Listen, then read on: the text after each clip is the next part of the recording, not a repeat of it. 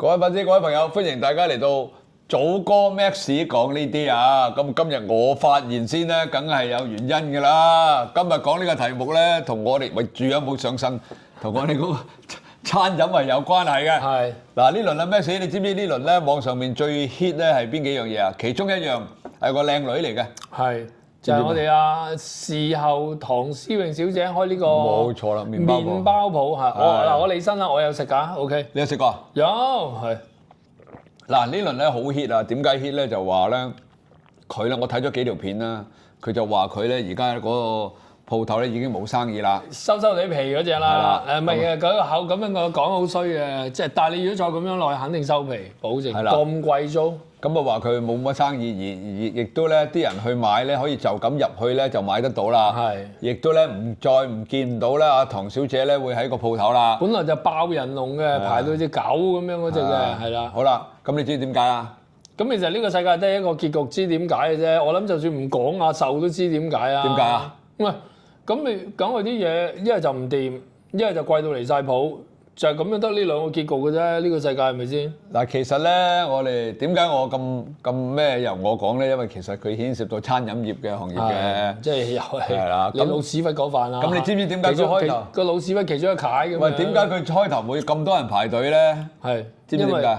咁梗係明星效應啦。係啦，冇錯啦。事後喎，話晒都咪咯。因為咧，大家要知咧，逢係一間新嘅餐飲開啦，唔理你係餐飲店啊、食嘅嘢啊，或者你咩式啊、中式、西式茶餐廳到咧，你開頭嗰段時間咧，你附近嘅街坊咧都會去嘅。有啲趨之若鶩。係啦，咁哇開間新鋪啊，梗係去試下啦，係嘛？本來悶咗、嘔咗咁耐啦，已經。嗱，呢個係一個定律嚟嘅。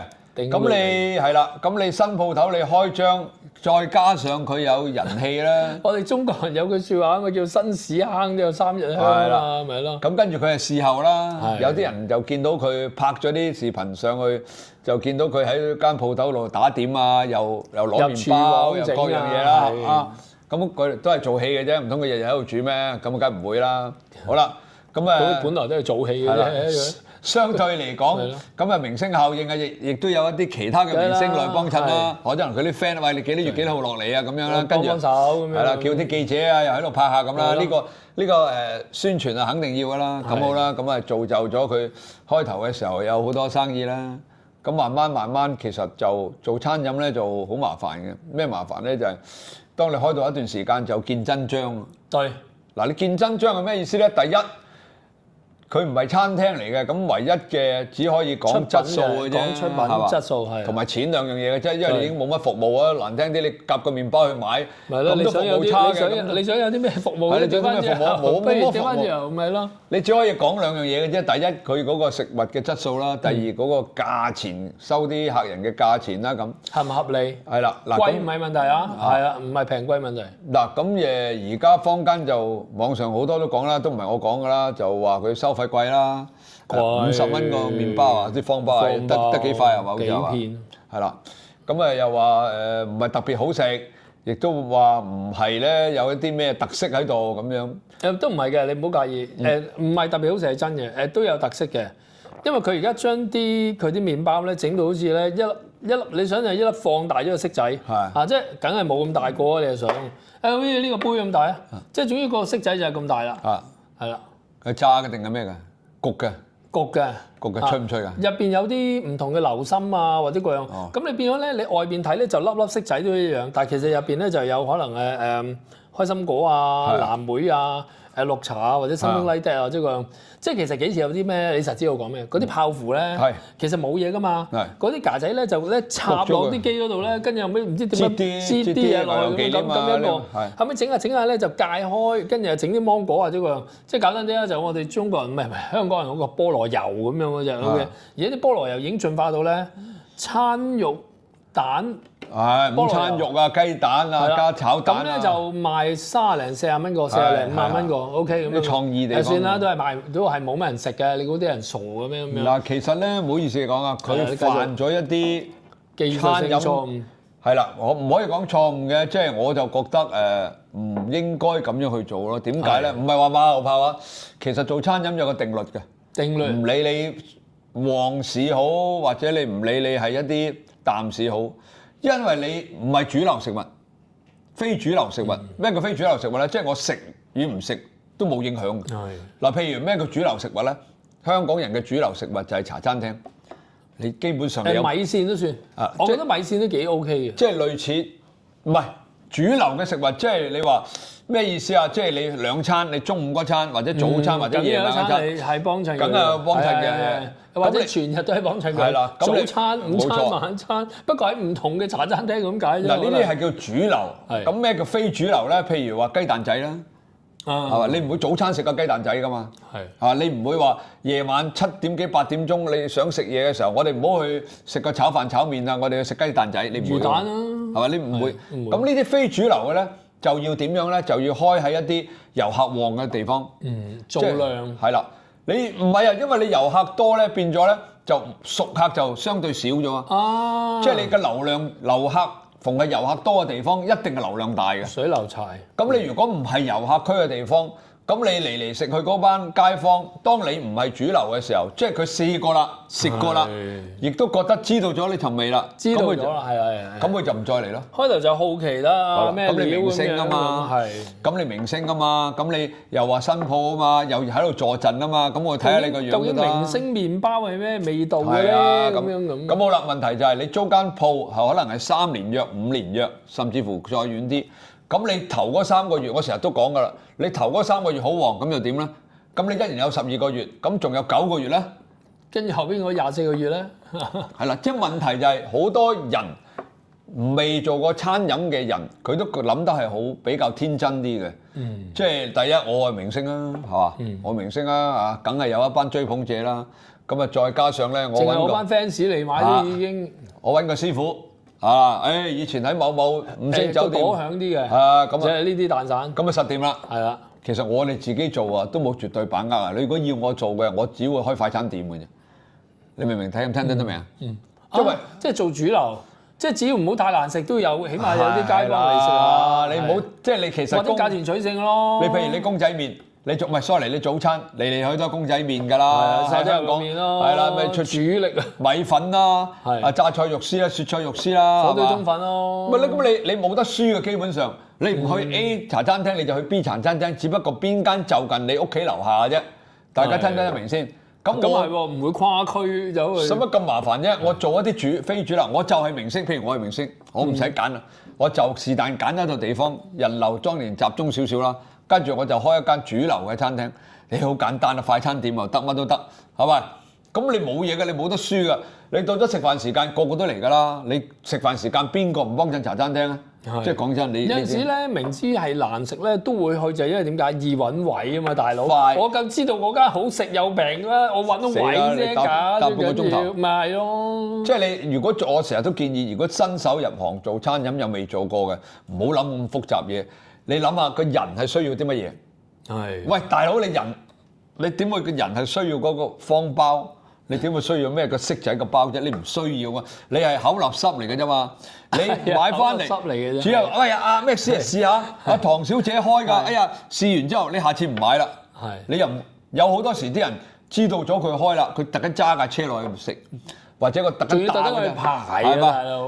咁你個過程佢享受咗啦，錢佢俾咗啦，佢亦都試咗啦。即係個儀式感圓滿結束啦，咁樣。咁啊死火啦！咁跟住嗰9個月咧，頭嗰3個月爆晒，咁你跟住9個月咧，即係好多未做過餐飲嘅。不過佢嗰個好誇張，佢個熱度真係降得快到咧一個唔正常嘅地步，真係。其實唔係㗎，如果你做過餐飲你就知道啊。你日日排隊，你計啊，日日排隊，你一日可起碼做冇1000都起碼做700。做300、500、600啦，起碼。你佢排親都排50、60，一陣間就賣晒。好啦，咁你呢咁多人，你連續咁多人，我當你一日500。一個月幾多錢咧？一個月幾多人啊？乘30，15000人。咁你呢15000人係啲街坊嚟晒㗎啦。咁你就從邊度揾人嚟啊？唔係，你應該話呢個月咧就係街坊，呢個月咧就係街坊加外面啲人。佢加埋嘅，通常係加埋。應該我噏錯咗。應該係先係外邊啲人，後尾街坊同外邊啲人，後尾最後得翻街坊。咁外邊啲人都唔嚟啦，咁啊最後連街坊都冇嚟埋就係咁樣哦。因為你唔係非主流咧，佢嗰啲人咧就嚟下就唔嚟㗎啦，等於食雞蛋仔。哇！我排你一次1粒鐘，我下次唔排啦，我試過就算啦。而家唔使排你都唔去啊？係。你因為你又衰喎。而家唔使排啊！而家一唔使排又唔恨喎。唔係恨唔恨嘅問題啊！當你試過之後，喂，都係嗰啲嘢啫，都係嗰啲嘢就係方包。你會飛人食咗個方包，咁你唔係嘅時候，咁你變咗嗰啲生意咪越嚟越少，越嚟越少，越嚟越少。仲有第二個殺手鐧嘅乜嘢？揾啲小紅書嗰啲不停咁樣，但係你個位真係要就腳到咧，好似我下邊口福街嗰間麵包店咁，長期都有好多國內人咧，不停咁穿來嗰個咪旅遊區咯，你都口福街旅遊區大佬啊！但係你中環嗰啲旅遊區都未必得㗎。嗰度唔得㗎，一到禮拜6日死㗎。你尤其中環旅遊區一縮高過史丹利街嗰啲咧，其實同死冇分別㗎咋，係啊。旅遊區咧就係啲或者國內或者東南亞嗰啲旅行團帶親啲遊客過嚟都會去嘅地方先叫為之旅遊區，唔係普普通通你自己話旅遊區就旅遊區。咁你大家你揾個地方。喂，而家邊度有人做貴嘢㗎？做餐飲，你而家國內進駐香港嗰啲全部都平㗎。啊，你啱，呢個係。你又買好平，好耐都冇試過5蚊杯雪糕。同你賣下廣告啦。呢期由白色雪糕變咗做芋頭紫色。因為你明唔明啊？你一定而家香港成個市道咁差，樓價又跌，啲股票又唔係好升，又冇得炒，係嘛？咁你樣嘢都咁啊，有好多人失業，跟住。工資又漲唔起，咁你而家要做餐飲係得㗎，我覺得永遠都得。我成日都同人講，而家做餐飲係時機嘅。而家做啲最平嘅餐飲，做平餐飲又容易揾到平鋪租。係啦，開茶餐廳都唔好賣咁多嘢，逢係賣下通粉啊、意粉啊，賣下啲粉類嗰啲嘢，搞掂㗎啦。澳牛咁樣搞掂。係啦，唔使賣咁多，好似澳牛就得㗎啦。係通粉、意粉係嘛，湯嘅。係嘛？叉燒湯、通粉、叉燒湯、意粉，賣嗰10零20樣嘢得㗎啦。根本食嚟食去都係嘢。其實我覺得10零20樣嘢都唔係問題。點解咁講咧？譬如舉一個例，我以前咧專係去嗰間茶餐廳咧，我咁樣講啊，就係你講嗰啲嘢。但係佢每一樣出品係咩咧？譬如舉一個例，鮮牛肉福麵。係啊。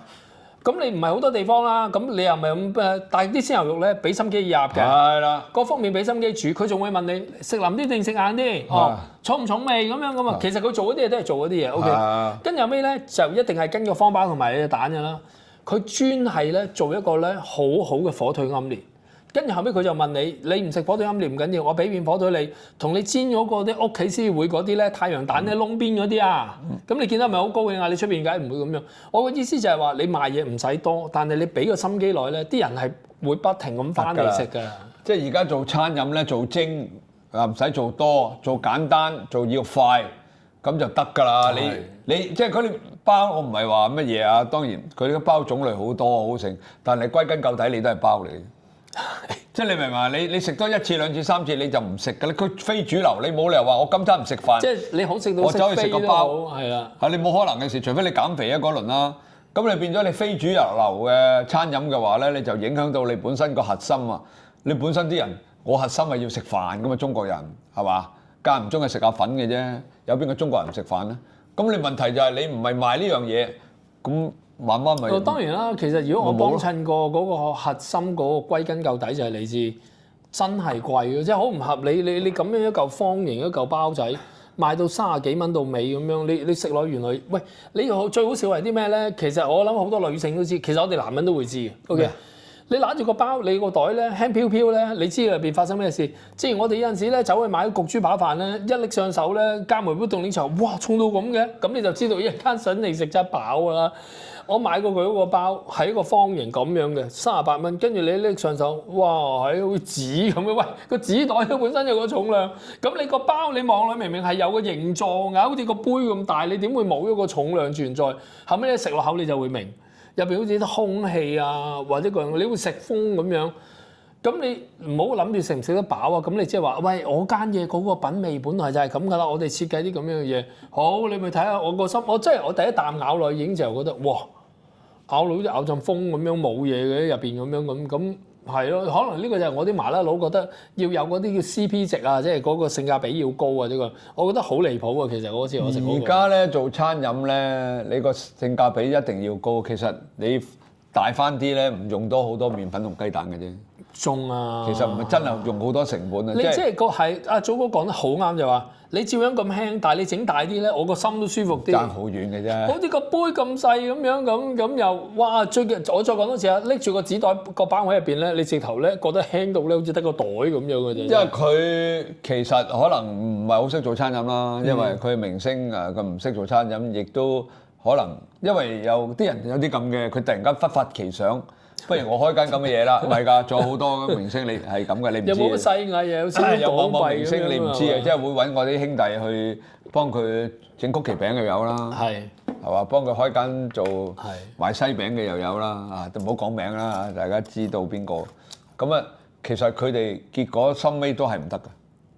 聽唔聽得明啊？大家係試講好似走 Q 咗咁樣，好似唔係，最後尾佢哋嗰間鋪頭都係唔得。嗰間鋪頭唔得，因為都係教會唔到咁樣。唔係因為我建議咯，因為市道唔好咧，其實你做啲非核心嘅嘢嘅時候咧，嗰個風險非常之高。咁你又話唔係喎？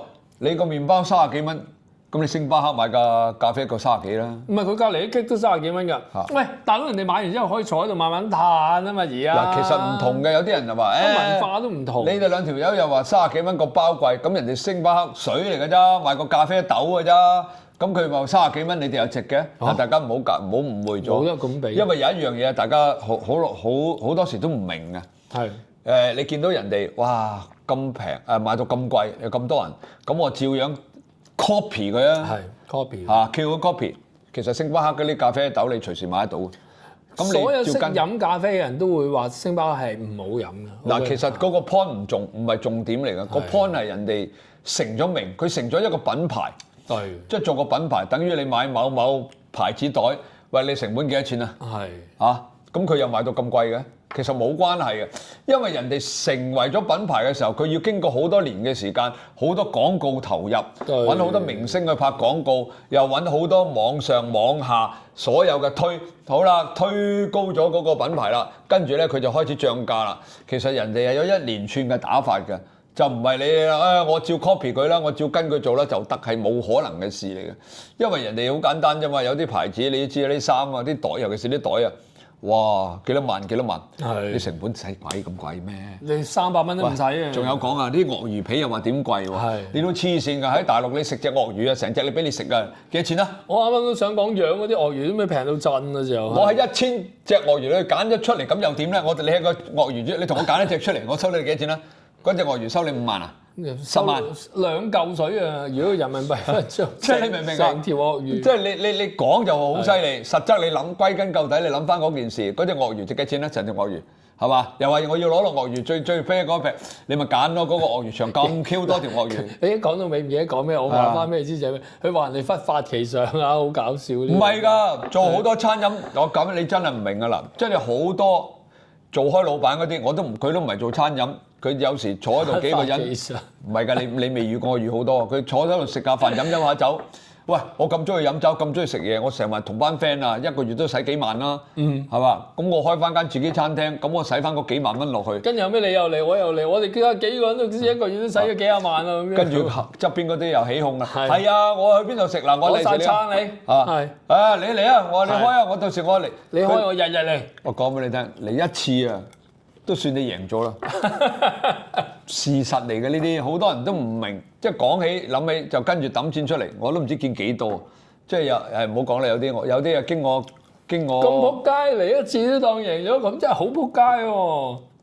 講俾你聽啊，真正做餐飲嘅得而家只係得翻2種，第一種就係做咗好多年，嗰啲鋪都係自己㗎啦，係啦，已經係我自己鋪。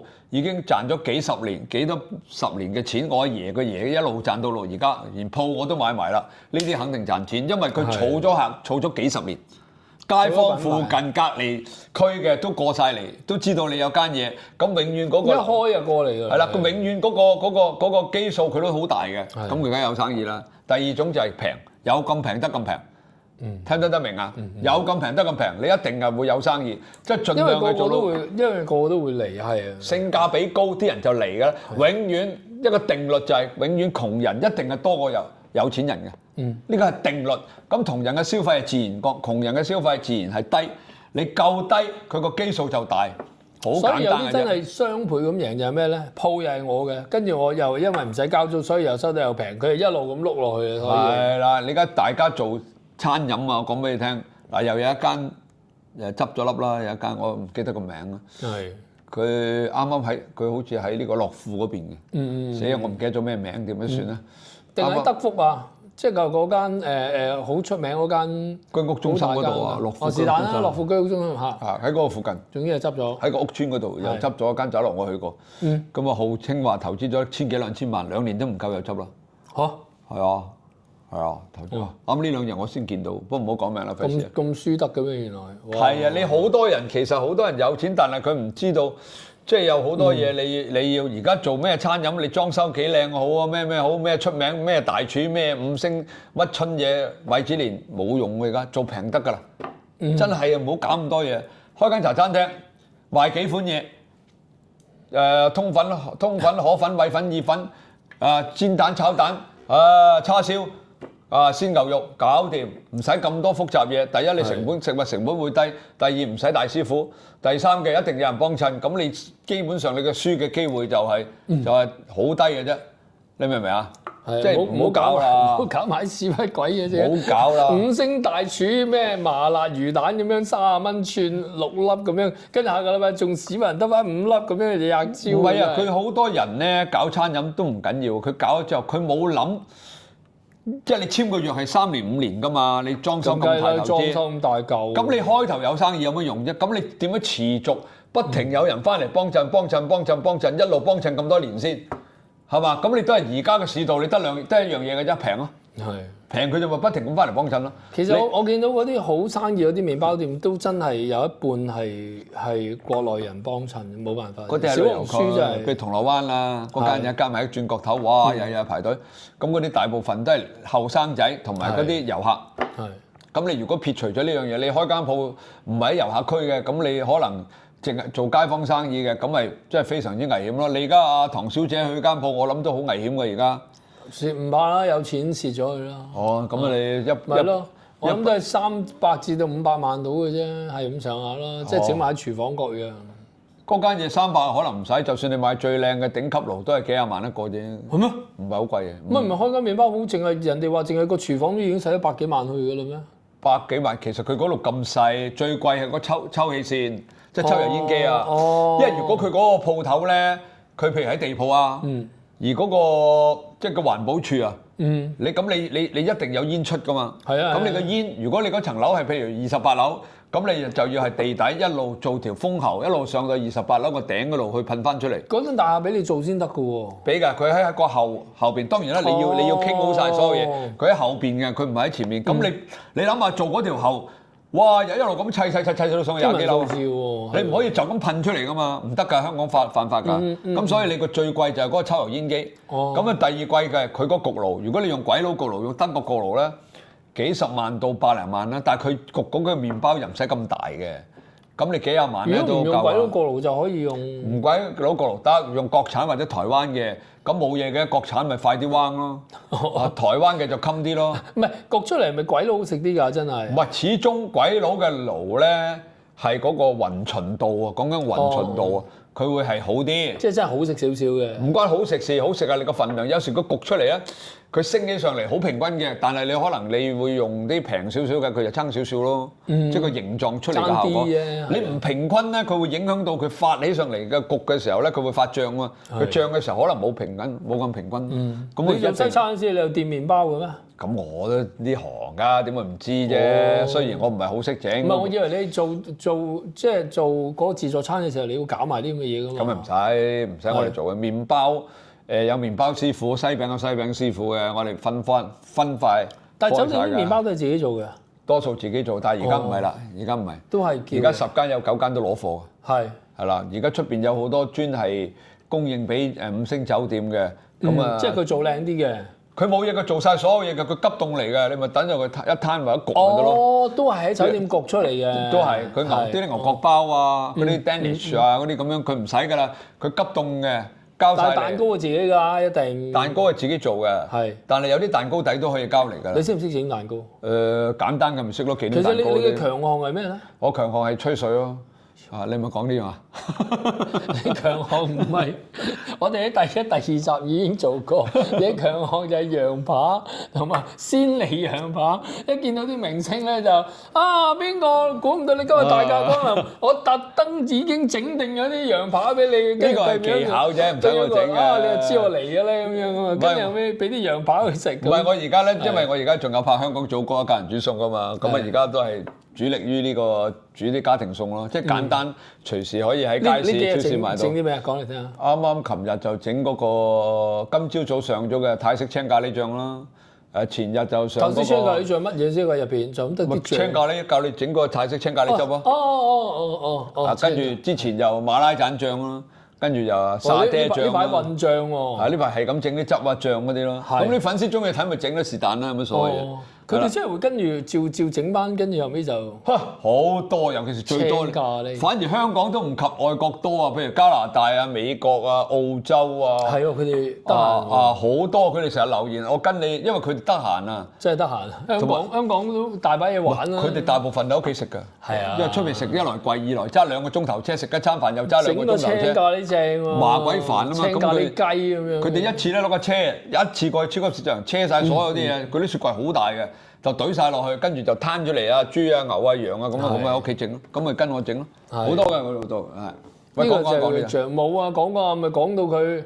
阿唐小姐啊。係啊，即係我都覺得係算係幾香港，即係幾多呢啲古仔啊！好似咧，如果我冇記錯啊，其實呢個古仔係冇2個月㗎。咩啊？啱有咩2個月啊？係啊，呢幾日咋？一個月到嘅，即係由佢起機到佢爆紅，跟住到佢。個零月早又唔係沒落嘅下滑啦，個零月真係1個月到呀！即係香港嗰個速度咁快咧，即係大家可以做一個借鏡啦。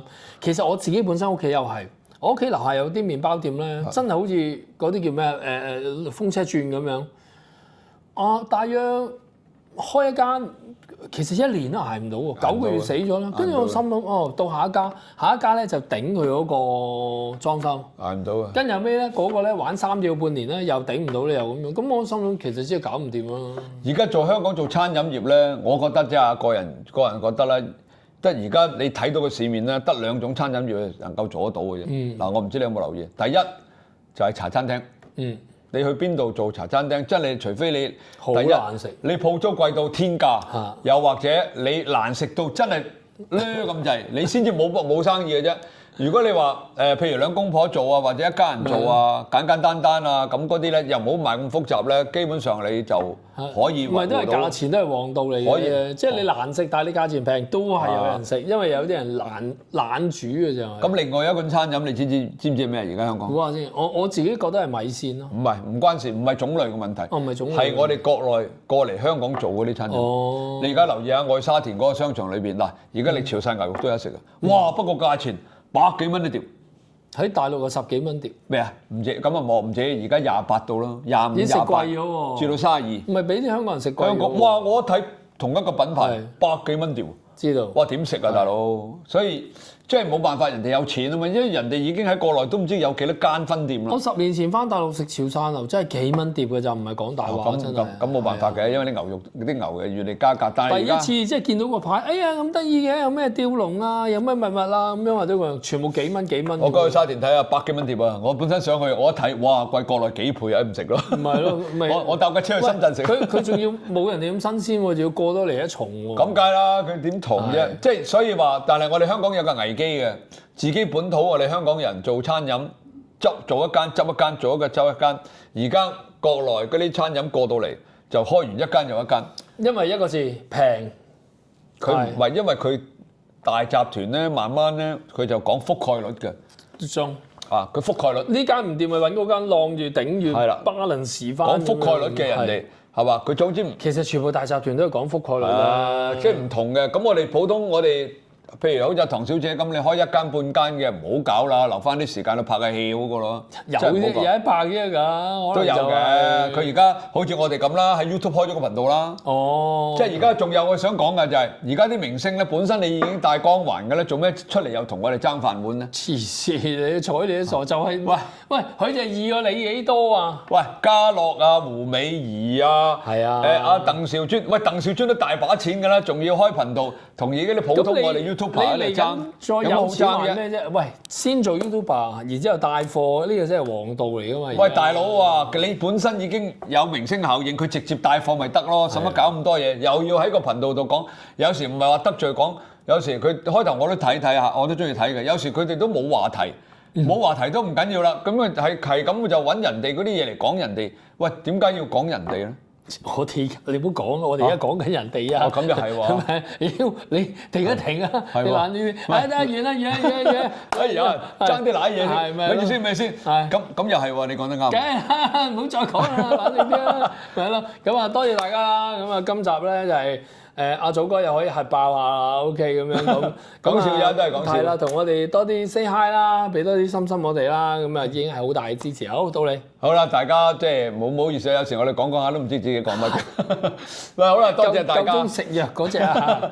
如果你哋想聽啲乜嘢嘅咧，喺度留言啦。咁有你哋嘅支持咧，我哋繼續拍多啲好片俾大家啊！咁啊，多謝大家啦！記住點讚、收藏、轉發、撳個鐘仔咧，我哋一有新視頻咧，你就第一時間收到啦！多謝大家，拜拜。